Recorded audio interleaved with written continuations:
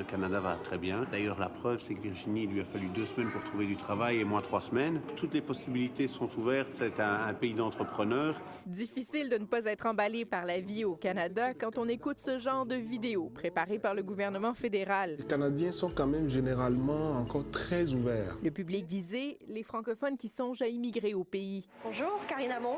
Il n'y a donc pas que les chaînes de télévision françaises qui parlent de l'Eldorado canadien. 15 minutes plus tard, affaire conclue pour une semaine à l'essai. Sauf que sur le terrain, bien des immigrants trouvent la réalité un peu différente. Les études qu'on a faites au pays ne sont pas parfois reconnues ici, donc c'est pas aussi évident que ça. C'est encore facile de trouver un travail ici au Canada, il y a encore besoin d'emploi. Après, c'est pas non plus l'Eldorado rêvé non plus.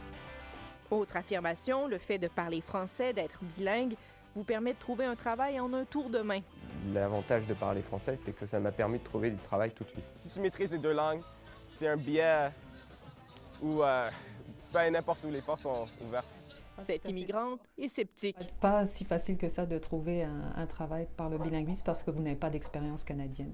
Sur ce site du gouvernement ontarien, on peut lire « Quant au français, on l'enseigne dans les écoles et il est parlé abondamment dans de nombreuses régions de l'Ontario. » C'est pas vrai.